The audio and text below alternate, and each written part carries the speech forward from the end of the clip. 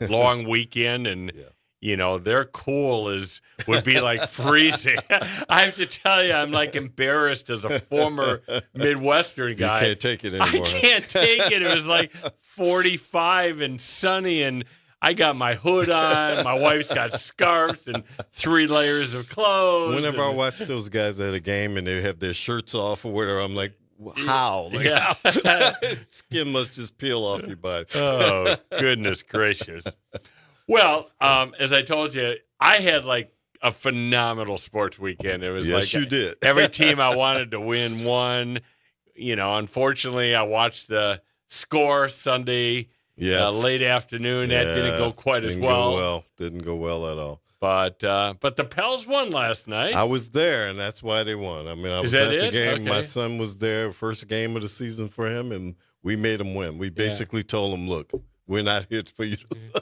Well, they played the Bulls. I assume Michael Jordan wasn't suited up last night. Mike wasn't there. I would look for him, but he wasn't playing. But they played well. I mean, I think they're starting to get used to this new guy's scheme. He has a more fast break oriented scheme, and it's working. The young kids can run. I mean, the young players are fast as lightning. So that will probably bode well for them. We're gonna get serious in a second, but I read something today that I thought was really impressive. The current coach, the interim coach of the Pelicans, I didn't realize was here in New Orleans as a coach in the Chris Paul days. Oh, really? Okay. Yeah. And if I read that right, I hope I read that right. But, Chris Paul has announced that this is his last season, and he is going to be here for back-to-back games in March. Oh, okay. And he was quoted and said that the most special time of his career was in New Orleans.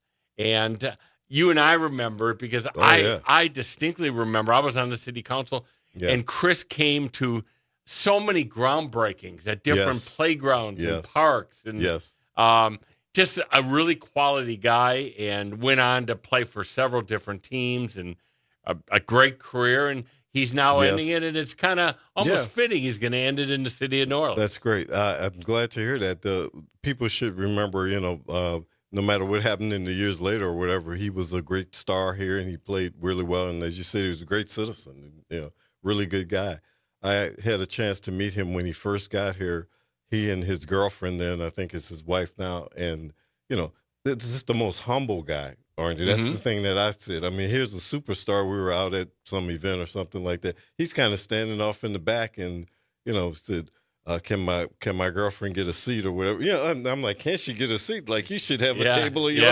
But, I mean, he was just very, very down to earth. And I thought that's why he kind of fit in real well. Yeah, I just, here was a guy that was a really outstanding college player. He went to Wake Forest, I believe. And, this was, the Hornets. Yeah. And when they came to New Orleans, I mean, it was kind of a new city, but he said he had family here, still has family here, and it always meant something special. And you don't see NBA players literally at groundbreakings for Nord playgrounds and parks and stuff. And it was just, I always remembered that. And even when I went on in my career with the NBA retired players, he was one of our members. Yeah. And just one of the real quality guys in the sport. And it'll be great to, hopefully the city will really honor him in a special way. I think you're right. I think what the Pelicans should do, I mean, you're making a great point. The Pelicans should kind of pump that up as a thing. I mean, I've seen our fans, when people come here who are former players or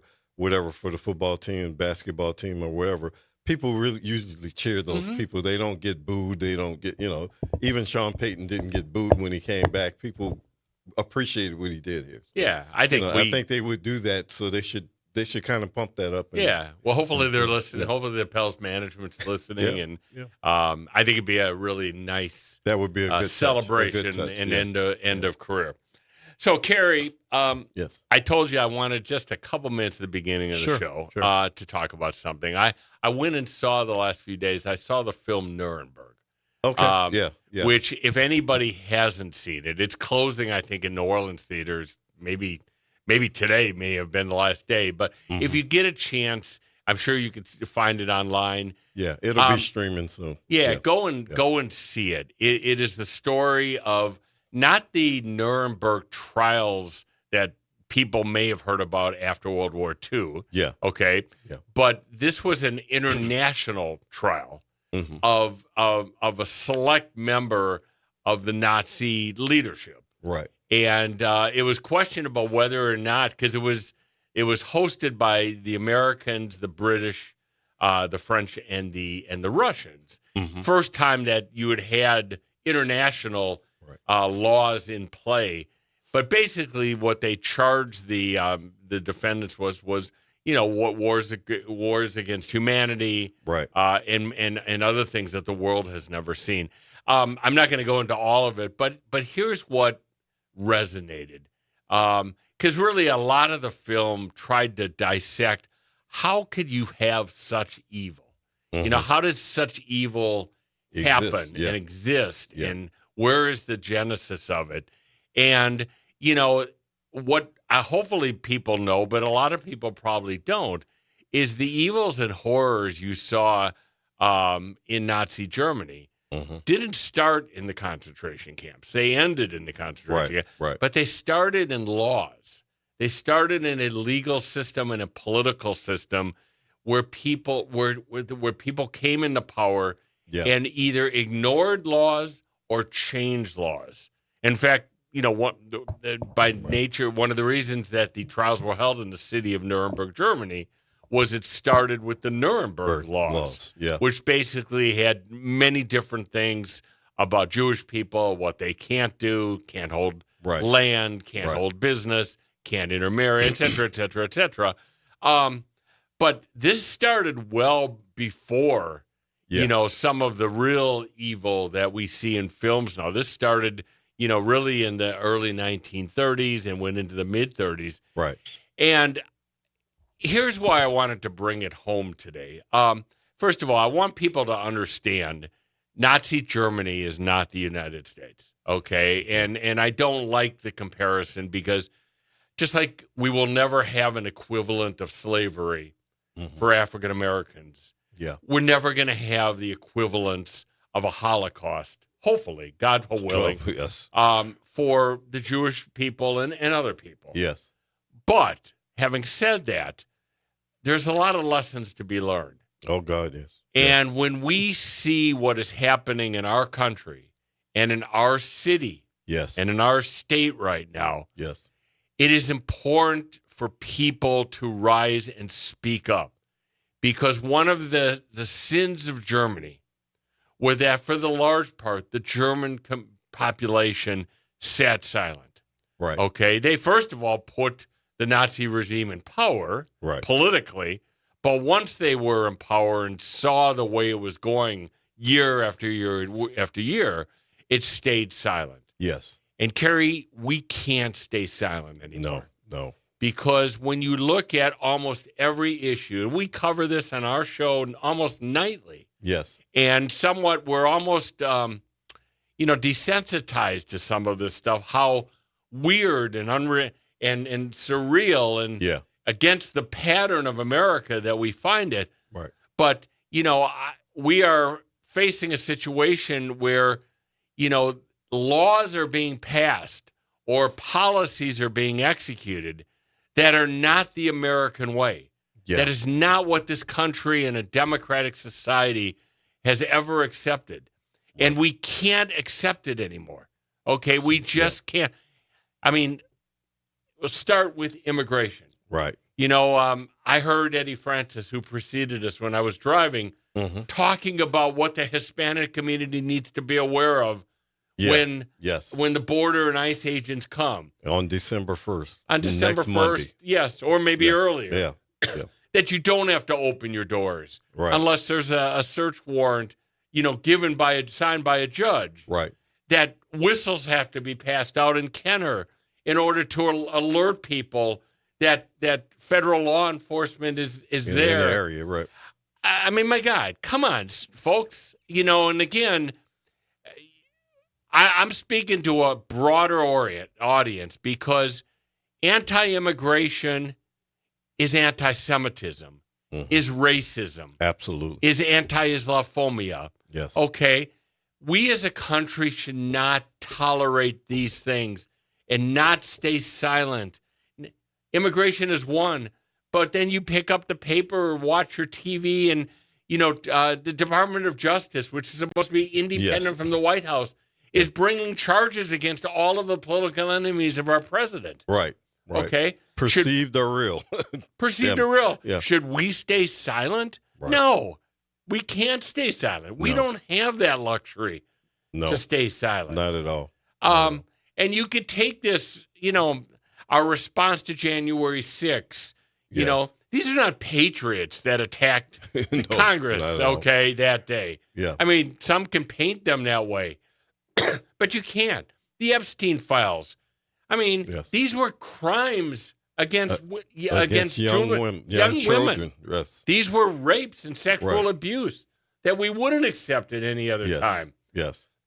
There should be no debate whether files are released, so that the people responsible, Democrat, Republican, doesn't matter, are held accountable and prosecuted. Well, look at locally with the archdiocese and what they're going through right now, which is the same types of crimes. Literally, they're pedophilia.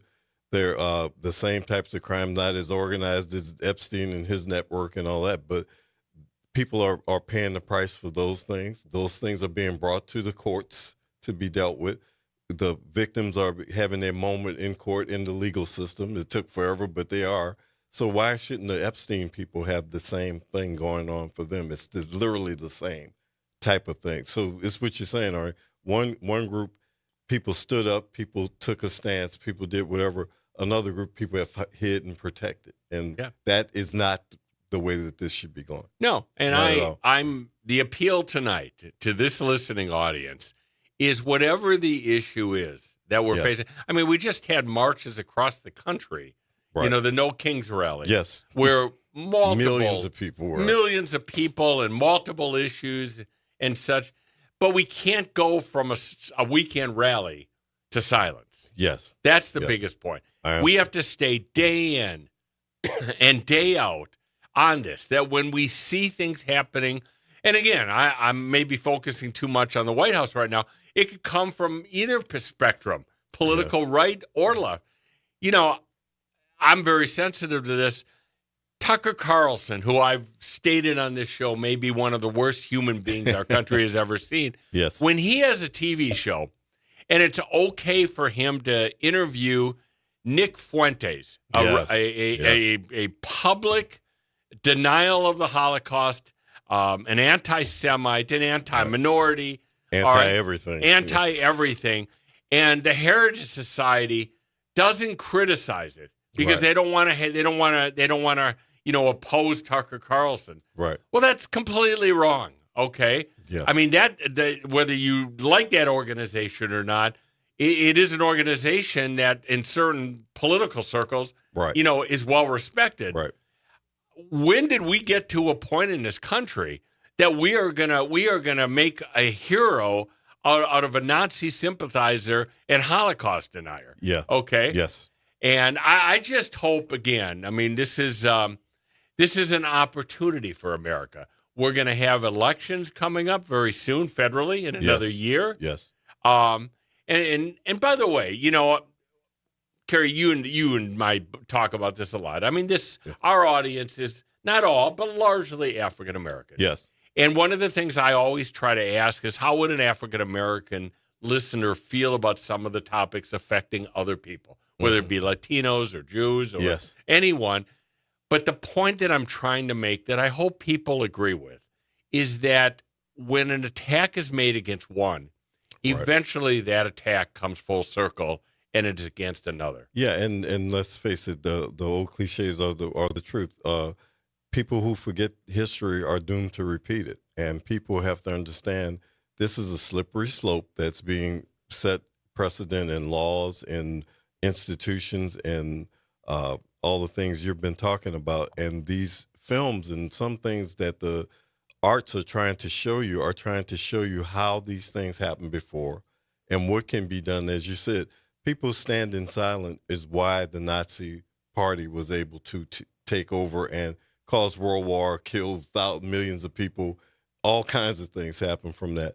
And that is the way that happens. To be silent is to be complicit in these things. Yeah. And I know that African American people feel very sensitive to anybody being persecuted because we've been persecuted. Mm-hmm. So you want to stand up for these people. These people are our brethren. These people are our neighbors. These people are with it. You don't need to look at them in any different way, because once the slope, as you know, Arnie, from history, once the slope begins, it doesn't stop with just the Jewish people. It went to other people. It went to other groups. No question about it. It doesn't stop at that point. There's lots of camps where they picked up people for homosexuality and they were killed. There's all kinds of things. Gypsies. Gypsies. Gay people, you name it. All kinds of things, all kinds of races and ethnicities. And it didn't stop just because they were looking for these particular Jewish people. Right. So what I'm saying to people is, because they're looking at Hispanic people, that doesn't mean they're not looking at your brethren from Haiti. They're not looking at people from African countries who live here. We have people from Nigeria. We have people from Ethiopia. Lots of people who live here who are people who are here on valid visas, who are immigrants and that type of thing. They're subject to this too. Don't believe that they're not looking for those people as well. Yeah. And I think that what you're saying is very true, that the audience and everybody needs to understand we all need to be vigilant. When those people are, they said one thing that can help the most, that all individuals can help with, is film what you see.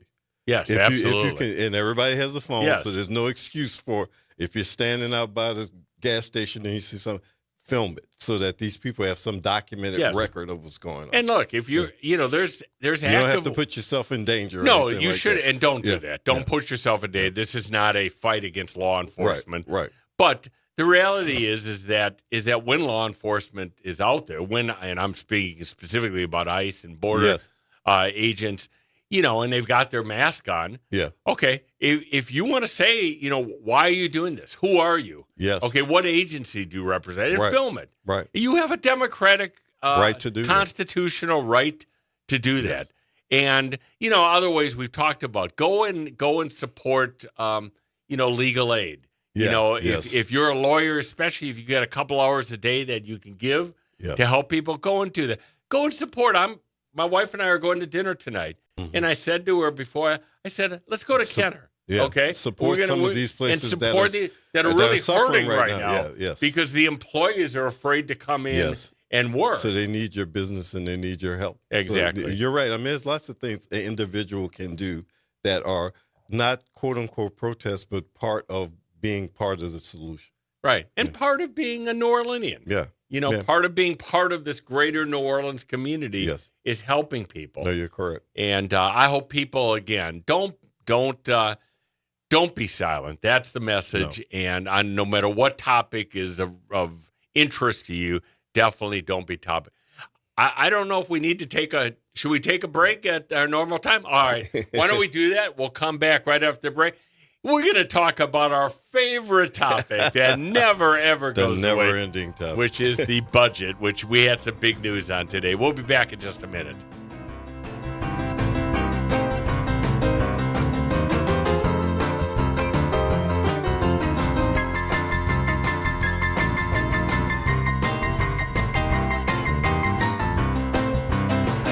Get in on the conversation at 504-582-9422.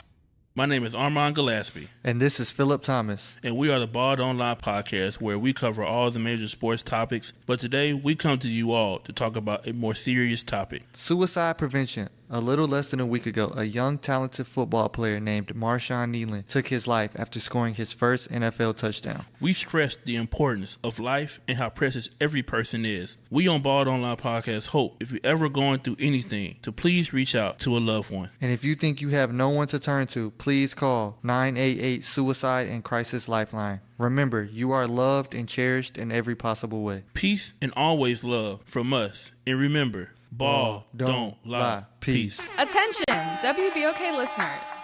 Are you a fan of the station and want to show your support and style? Well, we've got some exciting news for you. Introducing the official WBOK merchandise, the perfect way to wear your love for the station. Whether you're a longtime listener or a new fan, we've got something for everyone. Head to WBOK1230.com now and grab your WBOK gear before it's gone. When you buy WBOK merch, you're not just getting quality items, you're supporting the station you love.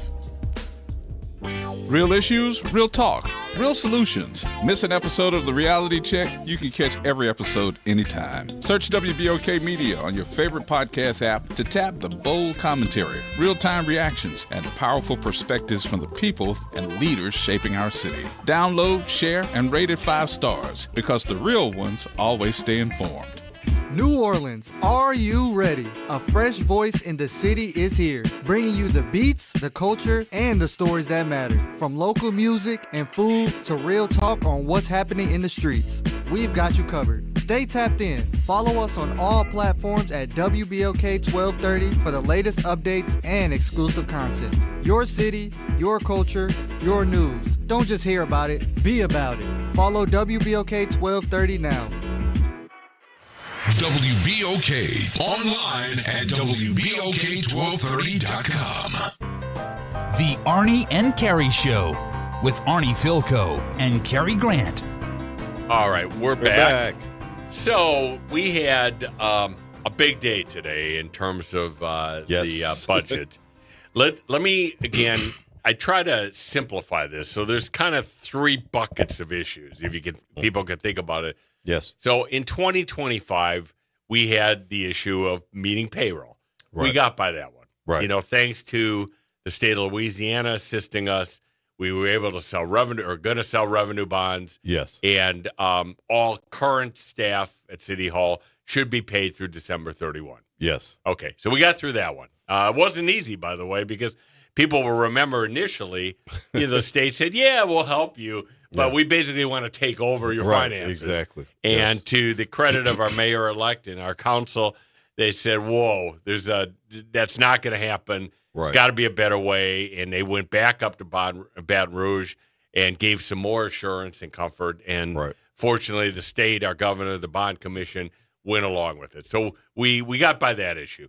The other big issue, obviously, was the deficit in this year, 2025. Yes. Okay, which started at $70 million and then $100 million, and then it came to balloon to $160 million. Yes. Okay, and we also got by that one, if you want to look at it that way. Now we had to use up a large percentage of our reserve money, absolutely. our rainy day fund, in order to make $160 million of your $160 million.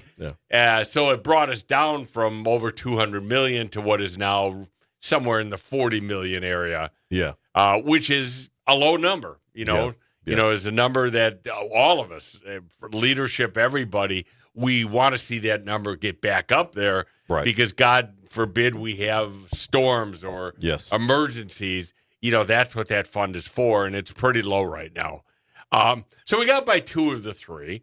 The big one going forward here was the 2026 budget, which is very interesting because in a normal year when you don't have a transition, the current mayor proposes the budget October 1. Right. Council approves something December 1, and you move on. And we also have the first transition that we've had that's gone from from October to January. The last one was during somebody who was already in office, so there was no transition. Right. So this is the first time you have this mayor de facto, mayor de jure thing going on. So that makes this a very different situation to begin with. Very different because the reality is, we, again, with due respect to Mayor Cantrell, she is our mayor right now, up until January 12th. Yes. And, it's her chartered responsibility to propose a budget, which she did. Yes. And also to our mayor-elect fully understand, because she's the one that's going to have to live with whatever budget. Yes. She said, look, I'm going to take more of a leadership role that would normally be. Right. And by the way, I want to kind of give congratulations to both of them because they handed off a 400-page plan today. Yeah. From the Cantrell administration they to had the a transition Moreno plan that was put together by Platt and somebody. Yeah, by a third party. Yeah, by but a consultant. That's the kind of transition that we want to see. Yes, okay? absolutely. Especially in the mess we're in right now. Yeah. And so I think that was a very positive thing on both ends. Yeah. But basically what Mayor-elect has been doing the last several weeks is her and her experts have devised their own budget. Right, okay? right. And that is the budget that next Monday, I think it Monday or Tuesday, I think Monday is the day. Yeah. The council will come, has a requirement to pass the budget. It'll be the Moreno budget that basically is and passed. as a clarification, just for people who've asked about how can she do that? Well, she can do that because the council would amend the budget from amendments that come from the council and or from the mayor or from the mayor's side. So basically what she's doing is, as a council member and working with the council, she's working on a document that is more reflective of what she wants to begin the year with. That's right. So in her role as a council member, this is not out of line. It's not. And I'm just trying to say that it's not overstepping the bounds. And you know this, I know. But if you really take it to an extreme, in any given year, if the mayor proposes a budget, because that's really the only obligation the mayor has, propose a budget October 1. Yes. The council at any could time change every could line. basically say, throw it in the garbage. Yeah, We're going to come on. Yeah. You know, because the council controls the purse strings. I mean, at the end of the day, the mayor then has to live with that budget, right. And the council oversees it. So, you know, everybody has a role in this process. Yeah. But in any event, basically what Mayor Cantrell's budget in October is, look, we got to slash a couple $100 million. It's going to be across the board, and everybody's going to feel some pain. Right. Mayor like Moreno came in with a different approach. He said, look, it needs to be more scalpel-like, okay? It needs to be targeted and more strategic. Yes. Certain departments, need to take reduction. Right. Some need to be untouched. And I don't know if any are actually being increased, but I doubt that. But it's a different strategy to address the problem. Yeah, some things are being consolidated, which would be technically they won't exist anymore, but the functions can be handled by other people. Those are some offices. There aren't any departments that are being eliminated or anything like that, but that is a way of doing this. And I think one thing I've said for years is there could be a lot of more efficiencies like that if you look at what some functions of government do, they could be done by others or within certain other divisions that already exist in the government. It's almost like a forced consolidation. Yeah, in some that's being done. It's not a bad exercise of good government. And if you keep doing it as you go forward over these next few months, you'll probably find more. I would agree. That really exists. I would agree. And one thing that she's proposed is that they have you take some unclassified positions away from the government, which is fine. That's the people who are appointed by the mayor's office. And some of those things, the jobs can be multiplied through other jobs. So some of the functions that you won't be losing something by not having one person dealing with one thing. Maybe one person would deal with 3 things or something like that. So there's some things that you and I both know easily could be done like that, and more could be on the way. Well, there's still another week, so the council does have some discretion to change some of the stuff. Yeah. But basically, I think what was announced today is largely what you're going to see. I mean, our budget is being taken down from an $801 million budget this current year. Next year, it'll be It's 878 this year. Okay. It's being taken down to 801 million next year. So that's about a $77 million drop. But had nothing been done, the budget would have ballooned deficit next year to $222 million, which is, you can't do that. So, so it's important to recognize that what has been done here is being done because we're forced to do it. Yeah. I'm sure behind the scenes, the mayor-elect campaign on better services and increased quality of life and this and this and this. Some of that stuff is just going to have to be delayed. Okay. Yes. We don't have the money to hire 30 new people here and 30 new people here. We may need it, but we just don't have that power. And I think the community needs to be patient here. Yeah. This is hopefully a 1 year that we can get a turnaround in 1 year. May not. It could be 2 years. Yeah. But it's not something anybody wants. And, I think it's important for us to support our new leadership, recognizing that they're trying very hard. to make the pain as least painful as possible. Yeah, I think the issue, the two issues that I see with it, and whatever is going to pass is going to pass. But the two issues that I see with it is the furlough issue is going to be, it's probably something that's needed. I had to do furloughs before, and at the end of Ray Nagin's administration, the incoming Landry administration. But that part is not. I'm just saying, from what I saw, I don't have all the details. So it's not clear to me what they're exactly doing with that. But I get the concept. But I think you have to be very delicate with how you furlough people, and hopefully it looks like hurt services. It looks like one day a week, and it's largely being targeted towards unclassified. Employees. Well, that's what I'm saying. I mean, just the details of that will be meaningful to people. I mean, some came out today, but really, the final plan will be put out and approved next week. Furloughs is certainly an issue. There are some fees that are being considered, and some revenue issues that are delicate. They're very delicate, and there's some one-time revenues. I know they don't want to do it. We never wanted to do one-time revenues, but like you said, some things are about tiding yourself over till you can get to a place where you don't need those anymore. But so there's some very, very delicate, touchy things in here that we know some public people are going to have outcry about or whatever, and we got to kind of traipse through this really delicately to get to a point where we can have some of those discussions. Well, I think that's where we really look, we don't like change in New Orleans. No, I mean, we don't. Change is not a positive thing. Right. But I think in this case, on this topic, all of us, everybody that is a resident of New Orleans needs to take a deep breath, understand without casting blame on this person.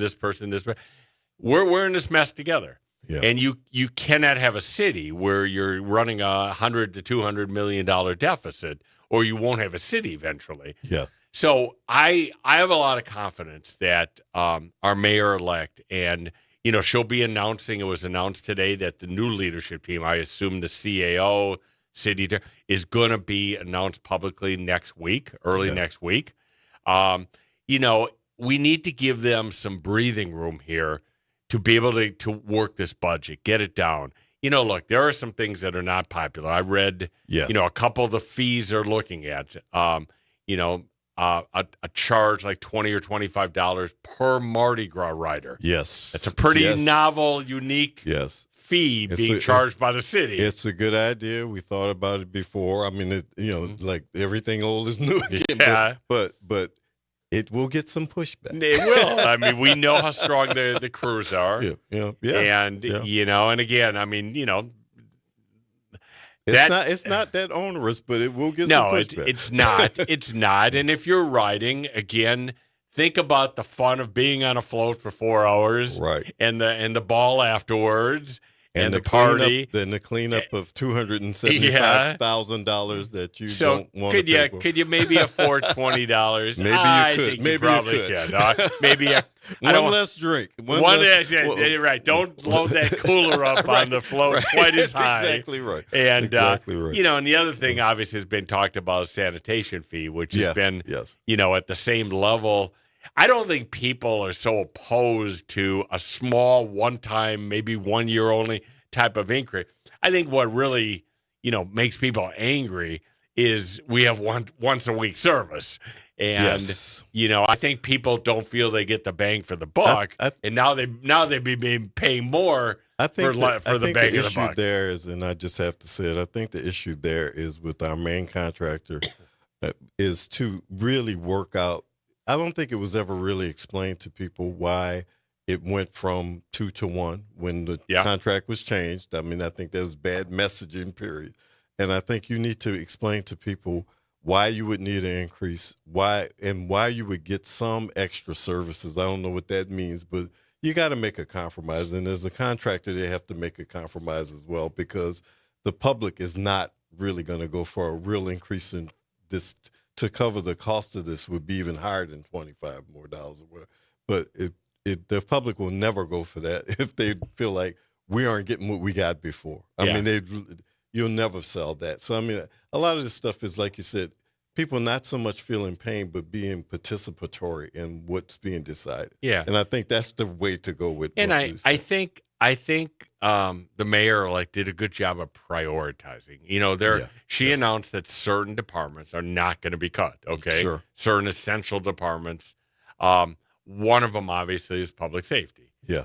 Police, fire, EMS are not going to be reduced, and in fact, they put police overtime back towards the $45 million area, which is what it should be. Right? I mean, we got into this problem because they left off the 3 zeros and budgeted at 45,000. Right. But I think that's wise because, look, the one thing we can't backtrack on is to go back to a situation where crime is taking over the city. Well, there was another thing in public safety that I hope they can look at, too. Like I said, we haven't seen the details of this plan, but there was a really good thing, I thought, where there was a synergy between the fire department and the EMS where fire people were driving for EMS, which is, they have EMS training, too, lighter than an EMT, but enough to help out. But that was a good thing where, some of these people in their other duty hours or whatever could work there. And it was called overtime. But I think that's a good use of a big force helping a smaller force with their number loss. So, and that's a vital service. So if they can work that out some kind of way to keep that going, I think that's one of those things where we can see two departments really working together. I think because in most places, police and fire and EMS are one department in most cities. So that would be something I think that they should really look at, kind of that synergy and maybe a real collaboration between the two. I think that, I think that's a good money saver. It is a great whatever, setting. but, and some departments just are very well performing. The Department of Health is assuming some more because they are good at responsibility. managing things and they're doing a great job. So you want some of that kind of stuff going on there. The other thing, you're right. I mean, it's good to bring in a team early because the earlier these people can hit the ground running on finding out what's going on and being ready to take their jobs in January, the better off they'll be.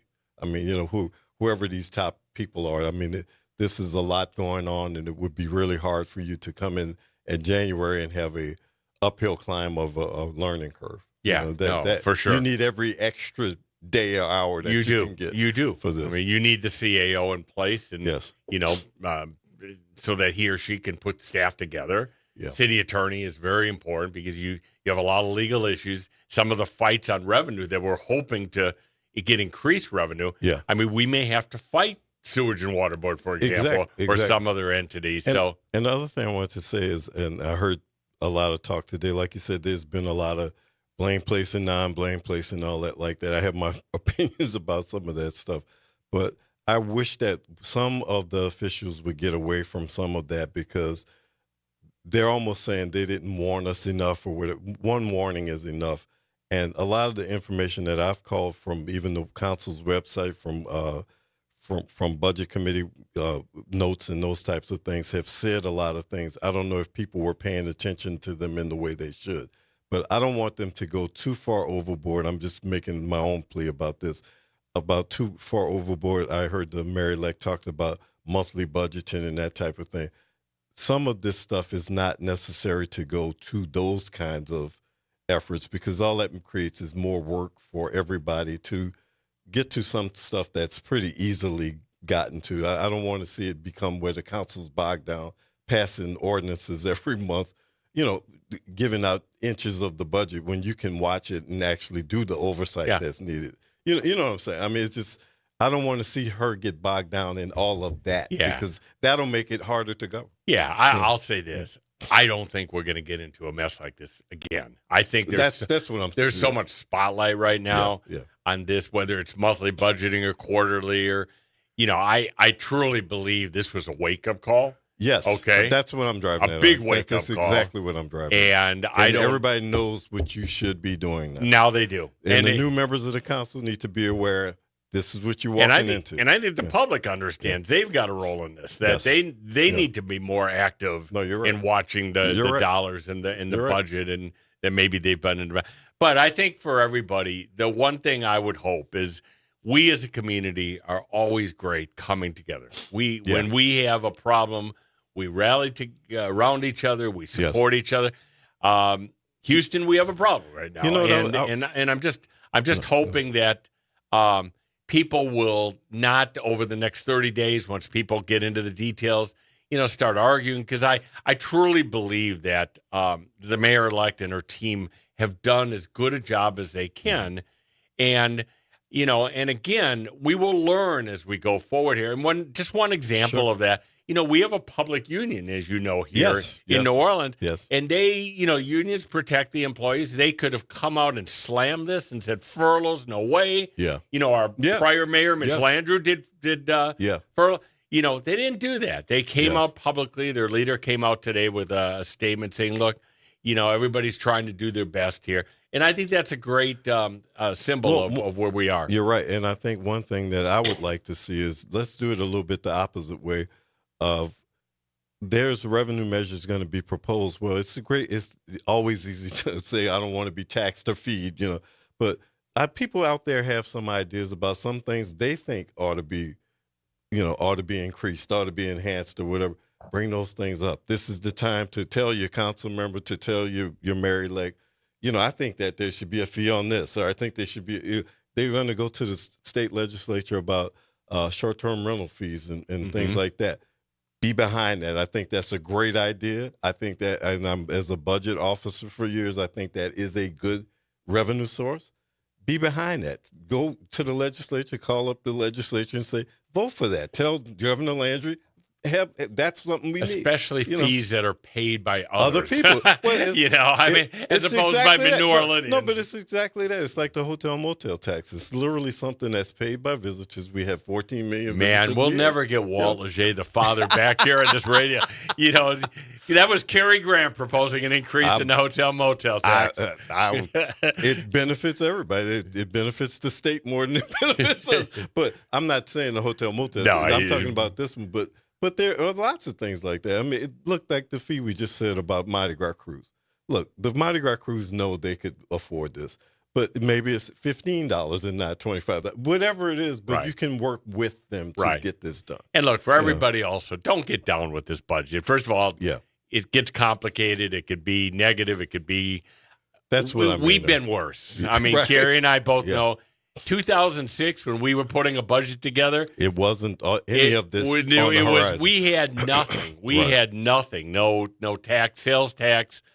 Property taxes were hurting. So we've been in a worse position. We're going to get through this, and hopefully we're going to see some really good things.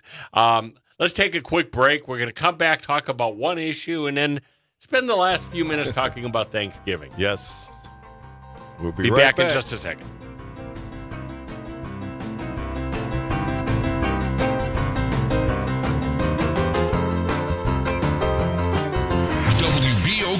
Online at WBOK1230.com. Trying to grow your business or increase traffic to your location? We can help. WBOK 1230 AM has a number of solutions that will meet your individual needs. Give one of our consultants a call today at 504-582-9420 or email us at info@WBOK1230.com. And remember, an investment with WBOK is an investment in our community. Call today. Missed a show? Want to hear that guest everyone's talking about? WBOK is now streaming on all your favorite podcast apps. Just search WBOK Media, hit download, share with a friend, and don't forget to rate your favorite shows 5 stars. Because when our voices are heard, our impact grows. Hey y'all, make sure you tune in on Thursdays at 12:30 p.m. for The Roux with Chef Bunny, sponsored by Blue Plate Mayonnaise on WBOK 1230 AM. WBOK. Online at WBOK1230.com. The Arnie and Cary Show with Arnie Philco and Cary Grant. We're back. We are back for our last 8 or 9 minutes here. Yes. And just want to wrap the prior discussion up with one statement. Sure. It would be really easy for a mayor-elect coming into office on January 12th. Just kind of throw your hands up in the air and said, you know what? I'll deal with it. On January 12th, I'll deal with it. Yeah. I got to really, give credit because leadership requires tough decisions. Yes. This was not easy because, again, a lot of the campaign promises are not going to be implemented immediately because of this budget issue. And, I think Helena came out and said, look, I'm going to own this, okay? I'm going Right. to work on this budget. I'm going to get experts helping me. And today was the culmination of a plan that the council will take up. So I think that is a reflection of great leadership. Yeah, I mean, it's what you said. You have to own it because, you are going to be the next mayor of New Orleans. So this is your ride. This is this is going to be on your watch. So take your turn. I mean, it's something you definitely have to own. And on the way out, as the current mayor, kudos to Mayor Cantrell, because she also could have taken the opposite opinion and position and said, you know what, I'm still the mayor. It's going to be my budget that the council considers. Right. And she hasn't done that. No. And I think that's a great reflection of leaders working together. You made a great point just a few minutes ago that everybody realizes how serious and how hard all of this is. This has been a real wake-up call. As you and I both know, the last $160 million deficit was Katrina. So this is Katrina level. So it's a very serious thing. All right, Cary, one last topic tonight, substantive topic, is just I read this article and it just really bothered me. There's been different cuts made, federal grants and cuts made by our administration. But one of them, somewhat got overlooked, and that is in the area of affordable housing and the unhoused population. We have made some significant strides in that area by doing two things. One is we've had shelters open more than what we had before. Right. They were very costly, okay? Yes. But I think many of us looked at the longer vision of this, which was how do we get people into transitional housing and surround them with wraparound services in mental health and other areas. Councilmember Harris has been, a leader in that area. Yes, absolutely. We were making strides, and all of a sudden the federal government has basically changed its policy and now says that the federal money is going to be largely directed towards shelters and less towards this transitional housing. Yes. Which seems to be just 180 degrees from common sense. From actually getting people off the street. Off the streets. And getting them to transition to whatever. I mean, some people are going to transition to being on their own and the like. So this is very, very, very bad policy. This is a bad policy. Yeah. I mean, there's no question our shelters need more funding and need more help. Covenant House and shelters of that nature. Ed Carlson runs a separate shelter. But the thing but that's not the long-term But answer. the thing of eliminating this piece when you had that other piece as well, the sheltering piece and all that, you want all of those pieces of it. It's like you're taking a stew and taking one leg out of it. Exactly. It's not going to work. It's going to cause some real issues. And the fear is, what's going to happen here is we're going to find unhoused people going back to the the street. They've been doing some stories on television about that very thing, where some people say if they don't have these subsidies or this help, they'll be back out on the street within months, which is terrible. Yeah. It's just awful. It just seems to be contradictory to where we want to be. Yes.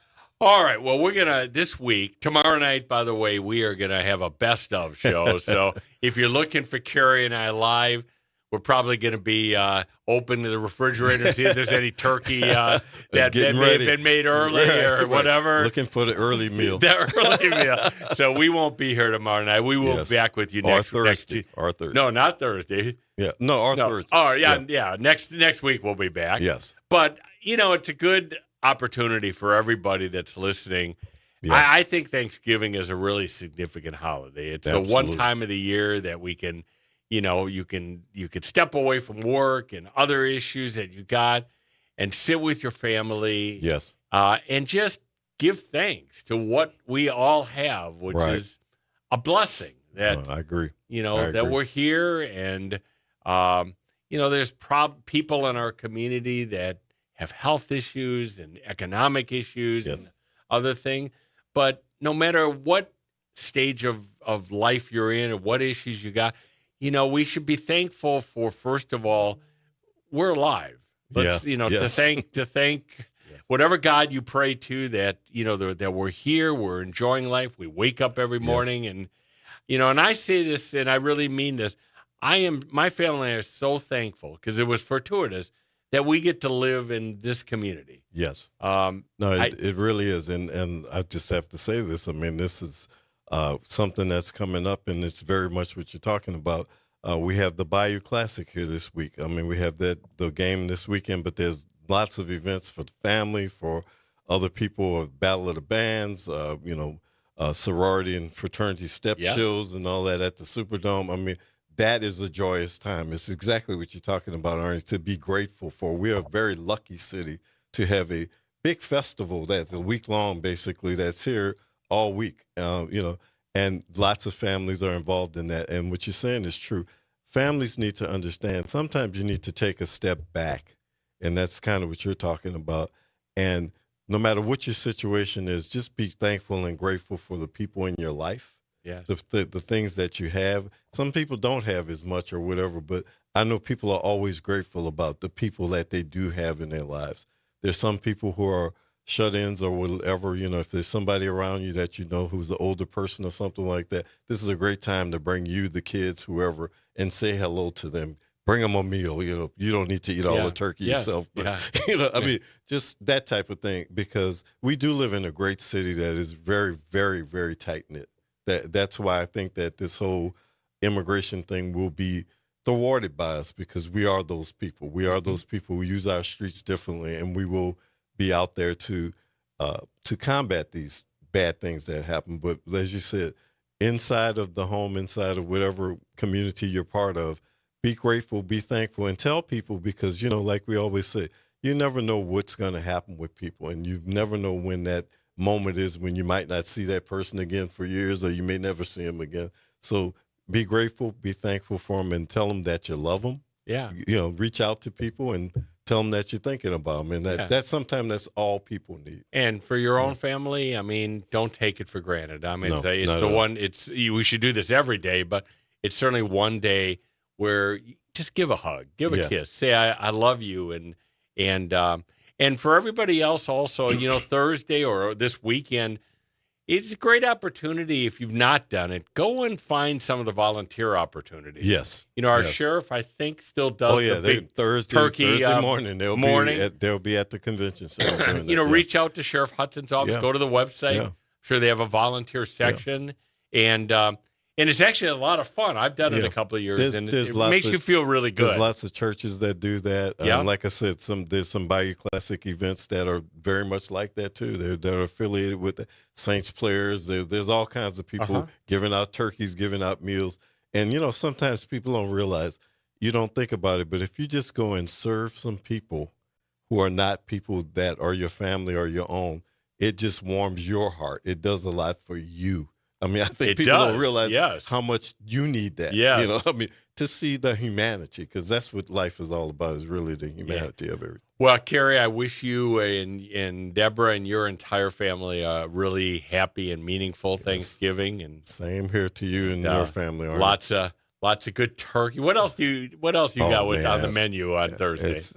I don't know. I'll be surprised. Yeah. I'm not a sweet potato person. I just have to say that publicly. That's not my thing. But I eat practically everything else. So it'll be something good, and I'm sure it'll be wonderful. I'm looking forward to it.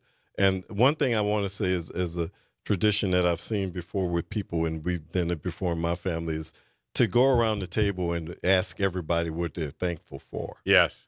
And that's always a good moment in a family to see that and to hear what people are thinking about. Yeah, it makes people think a little bit. Make people think about it, and that's always a good tradition. But go Grambling and Southern. I know a lot of people will be there. I'll be there, and I'm looking forward to having a lot of fun with some friends that haven't seen in a while. So that'll be great. We will be cheering for that. And in my household, because we've been doing it for 69 years, it used to be every Thanksgiving at 11:30. It was Packers Lions from Detroit. It's back Packers Lions. Go Pack, go. First place on the line. But we'll talk about that next Monday. Yes. And hopefully the Saints have a nice weekend in South Florida. Thanksgiving, yes. Yes. All right, everybody, listen, be well, be safe out there. Have a wonderful holiday. And Cary and I will be back with you next Tuesday night at 6 o'clock. See you guys then.